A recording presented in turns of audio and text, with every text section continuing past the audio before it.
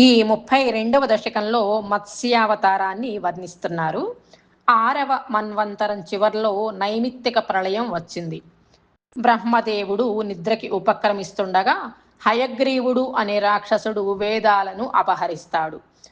ఆ వేదాలను రక్షించటం కోసం విష్ణుమూర్తి మత్స్య రూపాన్ని ధరిస్తారు. ద్రవిడ దేశాన్ని సత్యవ్రతుడు అనే రాజు పరిపాలిస్తూ ఉండేవాడు. ఆ రాజు కృతమాల అనే నది దగ్గరికి పోయి తర్పణం చేయడానికి దోసిల్లోకి నీళ్లు తీసుకోగానే ఆ నీళ్లలో చిన్న చేప పిల్ల నీళ్ల దోసిల్లోకి వస్తుంది. అతను ఆ రాజు ఆ నీళ్లతో పాటు చేప పిల్లని మళ్ళీ నదిలో వదిలేయాలని చెప్పేసి చూస్తాడు. అప్పుడు ఆ చేప పిల్ల చాలా భయంతో నన్ను ఈ నీళ్లలోకి వదిలేస్తే పెద్ద చేపలు తినేస్తాయి అని భయపడుతూ చెప్పేసరికి ఆ రాజు ఆ చేప పిల్లని కమండలంలో పెట్టుకొని ఇంటికి తీసుకువెళ్తాడు. ఇలా మత్స్య రూపంలో వచ్చింది స్వామివారేను. కొన్ని రోజుల్లోనే కలశం కంటే పెద్దగా, ఆ తర్వాత బావిలో వదిలేస్తే బావి కంటే పెద్దగా, తర్వాత చెరువు, సరస్సు అన్నిటికంటే ఏవి సరిపోవట్లేదు ఆ మత్స్యావతార స్వామికి. అప్పుడు రాజుకి అర్థమైపోతుంది ఇది విష్ణుమూర్తేను అని తెలుసుకుంటాడు. ఆ తర్వాత మరి నేను ఏం చెయ్యాలి అంటే నన్ను సముద్రంలో వదిలేసేయి అని చెప్పేసి చెప్తారు స్వామివారు. స్వామి ఆజ్ఞ ప్రకారం ఆ రాజు తన యోగ బలంతో మహాసరస్సు నుంచి ఆ చేపని సముద్రంలోకి చేరుస్తారు. ఆ విష్ణు స్వరూపం అని తెలుసుకున్నాడు కదా రాజు. అప్పుడు నాకు ప్రళయం చూడాలని ఉంది అని ఆ మహారాజు తన కోరిక చెప్తాడు. శ్రీహరి 7 రోజులు వేచి ఉండు అని చెప్పి అంతర్ధానం చెందారు. తర్వాత ప్రళయం వచ్చి సత్యవ్రత మహారాజు సప్తర్షులతో కలిసి ప్రవాహంలో కొట్టుకుపోతూ దిక్కుతోచక స్వామిని శరణు వేడుతారు. అప్పుడు స్వామి ఒక ఓడలో వీళ్ళందరినీ ఎక్కించి వాళ్ళకి అభయం ఇస్తారు. స్వామి మత్స్యావతారం 1,00,000 యోజనాల పొడవుగా ఉంది. మహాతేజ సంపన్నమైన స్వామి రూపాన్ని చూసి మునులందరూ స్తోత్రాలతో స్తుతిస్తారు. అప్పుడు స్వామి ఈ మునులకి అందరికీ ఆత్మజ్ఞానాన్ని బోధిస్తారు.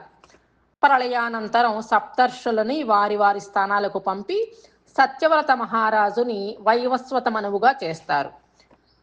వేదాలను అపహరించిన హయగ్రీవుడనే రాక్షసుణ్ణి స్వామి తన ఎత్తైన కొమ్ముతో చంపి అతని దగ్గర ఉన్న వేదాలను బ్రహ్మదేవుడికి ఇస్తారు. బ్రహ్మదేవుడు చాలా సంతోషిస్తాడు. ఇన్ని గొప్ప కార్యాలు చేసి అందరినీ ఆనందింపచేసిన శ్రీ గురువాయూరప్ప, నీవు దయతో నన్ను రక్షించు అని ఈ దశకంలో వేడుకుంటున్నారు. శ్రీకృష్ణాయ పరబ్రహ్మణే నమః. నారాయణ అఖిల గురో భగవాన్ నమస్తే. శ్రీమన్నారాయణీయము 32వ దశకము మత్స్యావతారము. పురా హయగ్రీవ మహాసురేణ షష్టాంతరాంతో జదకాండకల్పే నిద్రోన్ముఖ బ్రహ్మముఖాధృతేషు వేదేష్వధిత్స్వ కిల మత్స్య రూపం సత్యవ్రతస్య ద్రమిళాదిభర్తృః నదీ జలే తర్పయతస్తదానీం కరాంజలౌ సంజ్వలితాకృతిస్త్వం అదృశ్యధః కశ్చన బాలమీనః క్షిప్తం జలే త్వాం చకితం విలోక్య నిన్యే భూపాత్రేణ మునిస్వగేహం స్వల్పైరహోభికలశీం చ కూపం వాపీం సరశ్చానశిషే విభోత్వం యోగ ప్రభావాద్భవదాగ్నయైవ నీతస్త్వతస్త్వం మునినాపయోధిం పృష్టో మునా కల్పది దృక్షుమేనం సప్తాహమాస్వేతి వదన్నయాసీః ప్రాప్తే త్వదుక్తే హనివారిధార పరిప్లుతే భూమితలే మునీంద్రః సప్తర్షిభిः సార్ధమపారవారిణి ఉద్ఘోర్నమానః యయౌ త్వాం ధరాం త్వదాదేశకరీమవాప్తాన్ నౌరూపిణీమారురుహుస్తదా తే